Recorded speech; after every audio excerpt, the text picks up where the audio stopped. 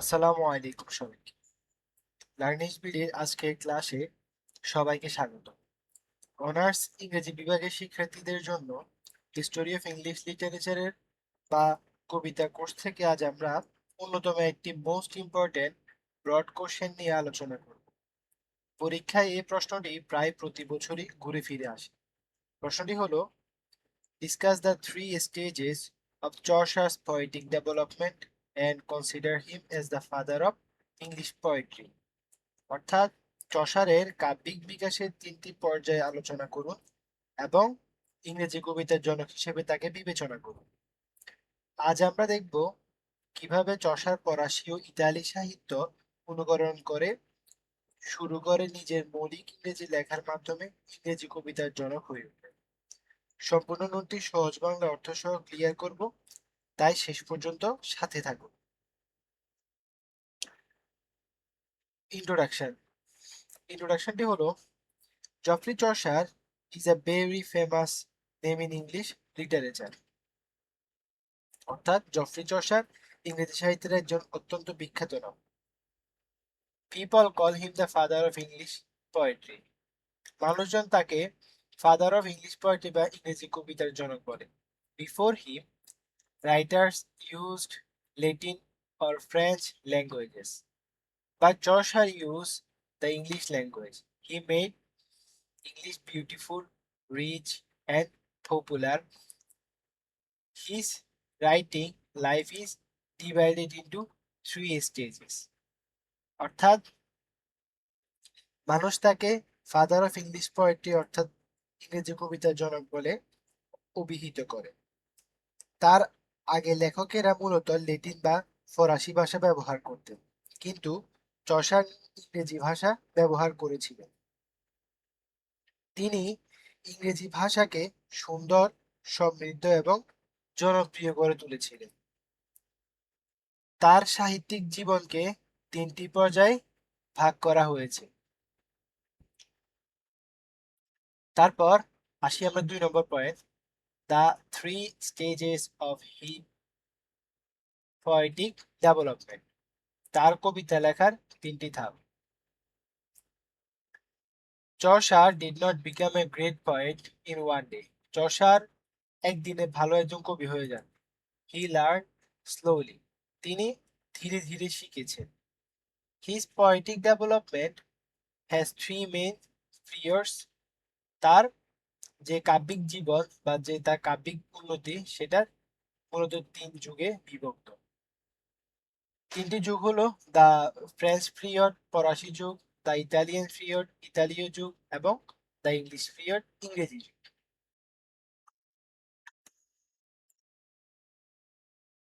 First stage কি? The French period, ফরাসি যুগ। This is the starting time of his writing. এটা হচ্ছে তার লেখার শুরুর সময়গুলো। In this period Chaucer was highly influenced by French writer. এই সময়ে বা এই যুগে চসার ওয়াজ হাইলি ইনফ্লুয়েন্স মানে অনেক বেশি প্রভাবিত হয়েছে বাই ফ্রেঞ্চ রাইটার্স, ফ্রেঞ্চ রাইটারদের দ্বারা। হোয়াট হি ডি, তিনি কি করেছেন? He mostly translated French poems into English. He copied their style. তিনি বেশিরভাগ করেছেন ফ্রেঞ্চ কবিতাগুলোকে ইংরেজিতে বাক্যানুবাদ বা ট্রান্সলেট করেছেন। তিনি তাদের স্টাইলগুলো অনুকরণ করতেন প্রথম পর্যায়ে দিয়ে। তারপর হোয়াট হি লার্ন, তিনি কি শিখেছেন?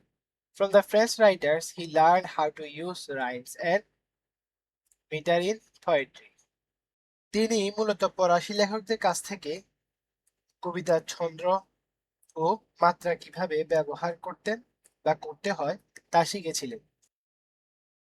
Famous books, his most famous work in this period are the Romaunt of the Rose and the Book of the Duchess. অর্থাৎ এই সময়ে তার বিখ্যাত রচনাগুলো হলো the Romaunt of the Rose এবং the Book of the Duchess. Theme, theme কি ছিল? These poems were mostly about dreams and romantic love. এই কবিতাগুলো বেশিরভাগ স্বপ্ন এবং রোমান্টিক ভালোবাসা নিয়ে লেখা।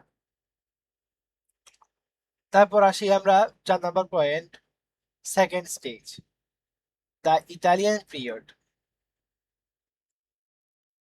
দ্য ইতালিয়ান পিরিয়ডে বলা হয়েছে this is the middle stage of his life.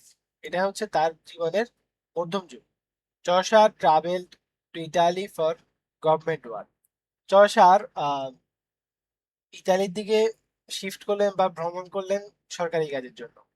There he read the books of great Italian writers like Dante, Petrarch and Boccaccio. সেখানে তিনি পেট্রাক, বোকাশিওর মতো বিখ্যাত ইতালীয় লেখকদের বই পড়তেন। হোয়াট হি ডিড, সেখানে তিনি কি করেছেন? He stop copying the French style, he started following the Italian style. His points become longer and deeper. তিনি ফরাসি শৈলী অনুকরণ বা ফরাসি কবিতাগুলো অনুকরণ করা বন্ধ করে দেন এবং তিনি অনুকরণ করা শুরু করেন ইতালীয় ভাষায় যে কবিতাগুলো রয়েছে সেগুলোকে। কারণ ইতালীয় ভাষার কবিতাগুলো দীর্ঘ ও গভীর, মানে তার ভাবার্থগুলো অনেক ডিপ হয়, সেই জন্য। ইমপ্রুভমেন্ট, কি উন্নতি হয়েছে? In this stage he learn how to tell a good story. He started writing about real human feelings.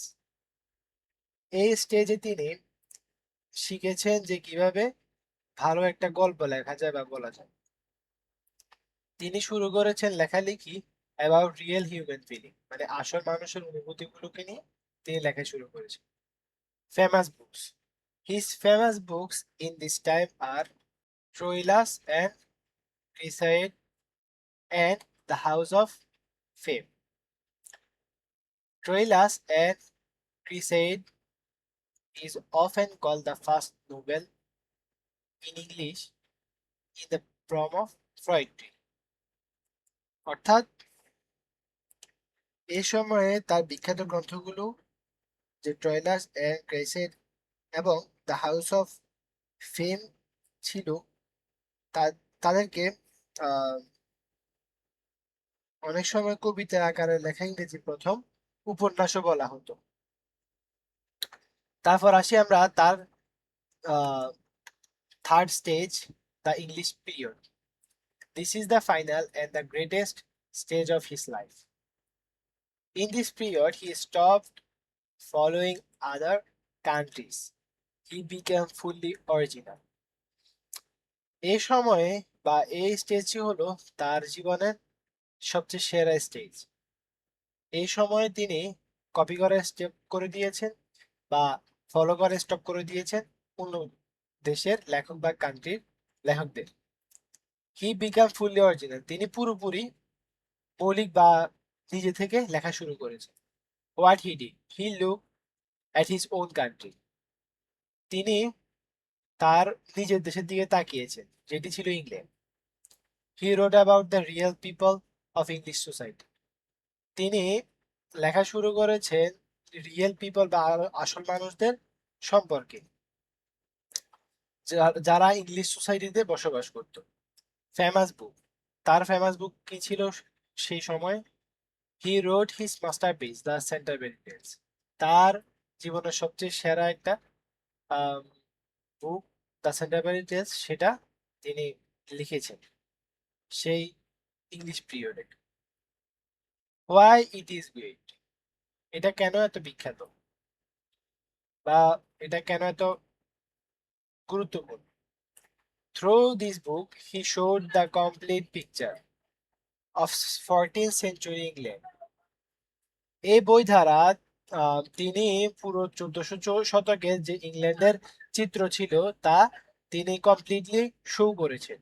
He prove that the English language is perfect from great literature, তিনি প্রমাণ করেছেন যে দ্য ইংলিশ ল্যাঙ্গুয়েজ, এই ইংরেজি ভাষাটি is perfect for great literature, এই মানে ইংরেজি সাহিত্যের জন্য ইংলিশ ভাষাটি একদম perfect.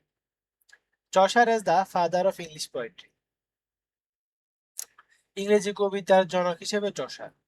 Now the question is, why do we call him the father of English poetry? There are many simple reasons. রিজনগুলো কি? রিজনগুলো হচ্ছে creator of the English language, ইংরেজি ভাষার রূপকার। In the 14th century, there was no standard English language. People spoke in different local dialects.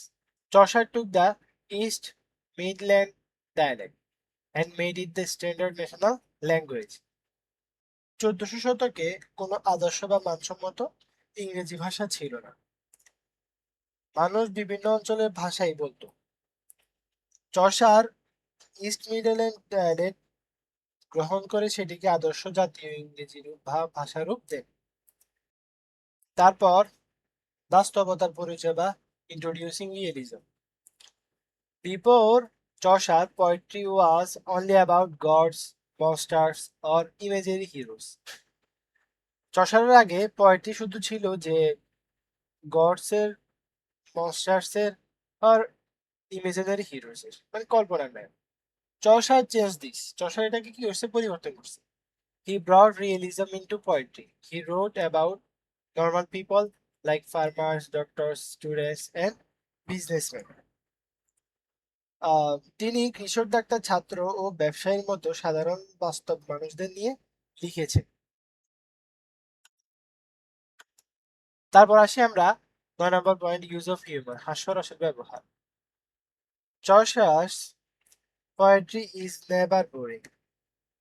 He had a great sense of humor. চসারের কবিতা কখনোই বিরক্তিকর নয়, তার অসাধারণ হাস্যরস ও কৌতুকবোধ ছিল।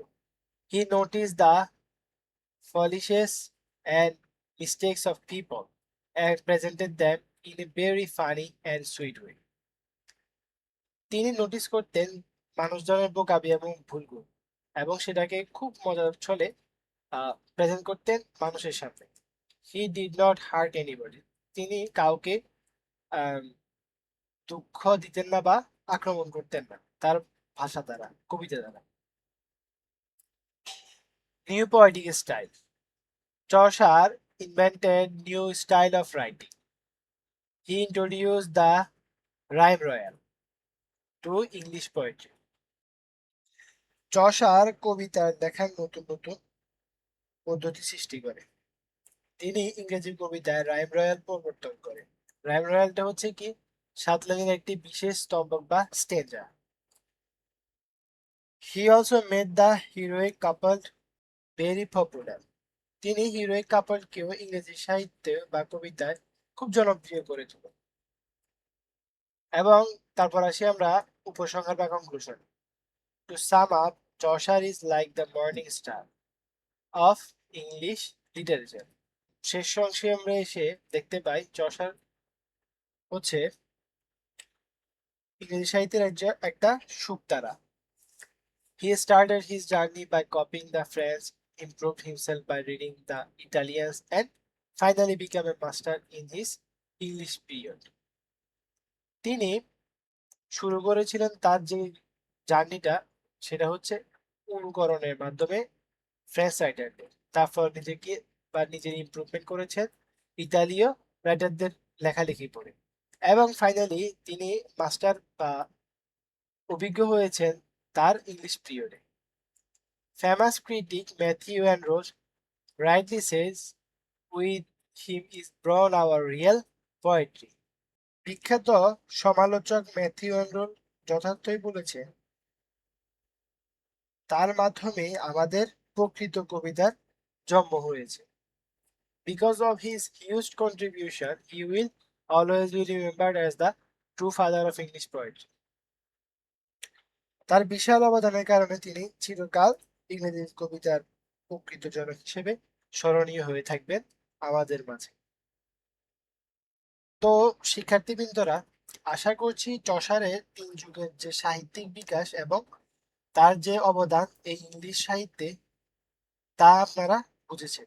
ইংরেজি ভালো প্রস্তুতির জন্য নোটটি মুখস্থ করতে পারেন বা খাতায় লিখে নিজের কাছে গচ্ছিত রাখতে পারেন। ক্লাসটি ভালো লাগলে লাইক ও কমেন্ট করা এবং পরবর্তী ক্লাসের জন্য লার্নিং বিডি চ্যানেলের সাথে থাকার জন্য অনুরোধ রইল। ধন্যবাদ সবাইকে।